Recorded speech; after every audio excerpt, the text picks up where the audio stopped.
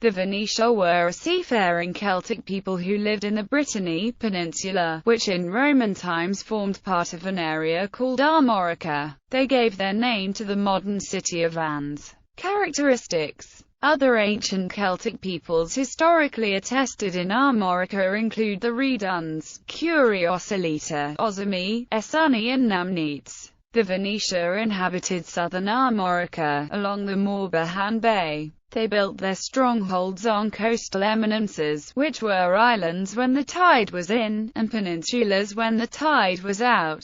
Their most notable city, and probably their capital, was Darioritum, mentioned in Ptolemy's Geography. The Venetia built their ships of oak with large transoms fixed by iron nails of a thumb's thickness. They navigated and powered their ships through the use of leather sails. This made their ships strong, sturdy and structurally sound, capable of withstanding the harsh conditions of the Atlantic. Judging by Caesar's Bello Gallico, the Venetia evidently had close relations with Bronze Age Britain. He describes how the Venetia sailed to Britain. They controlled the tin trade from mining in Cornwall and Devon. Caesar mentioned that they summoned military assistance from that island during the War of 56 BC. The coming of Caesar. Julius Caesar's victories in the Gallic Wars, completed by 51 BC, extended Rome's territory to the English Channel and the Rhine. Caesar became the first Roman general to cross both when he built a bridge across the Rhine and conducted the first invasion of Britain.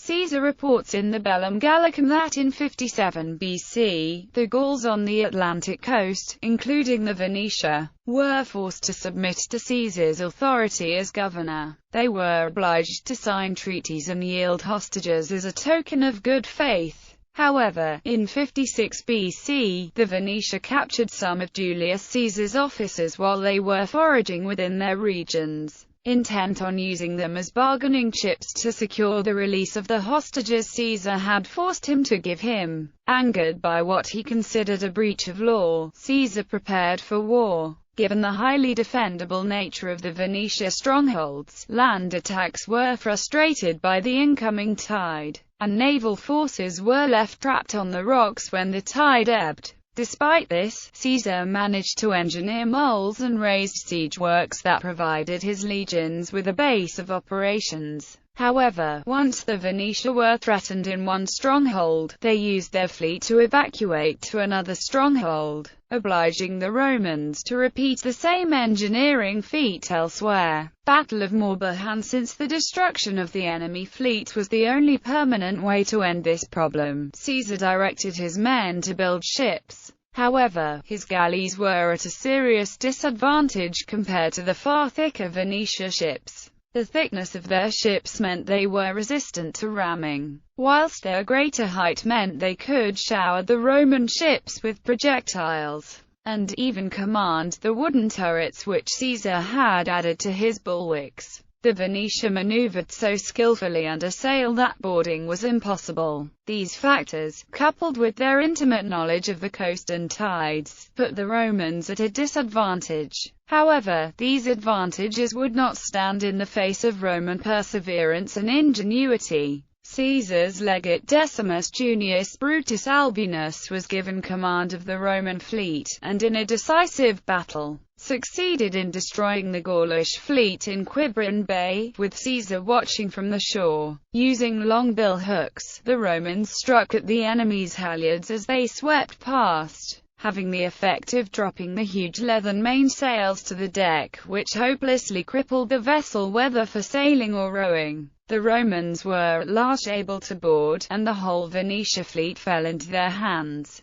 The end of the Venetia. The strongholds on the coast were now stormed and the nobles were slaughtered and the rest sold into slavery. This served as a lesson to the rest of the Confederacy of the fate in store for those who dared to stand against Rome. Bibliography. Cunliffe, Barry. The Ancient Celts. London. Penguin Books, 1999. ISBN 0-14-025422-6, pp. 241, 259. Erickson, Bryce. Falling Masts, Rising Masters. The Ethnography of Urchuin Caesar's account of the Venetia, American Journal of Philology 123, 601-22. John Worry. Warfare in the Classical World. Edward Conabeer. Roman Britain. 1903. London, Northumberland Press.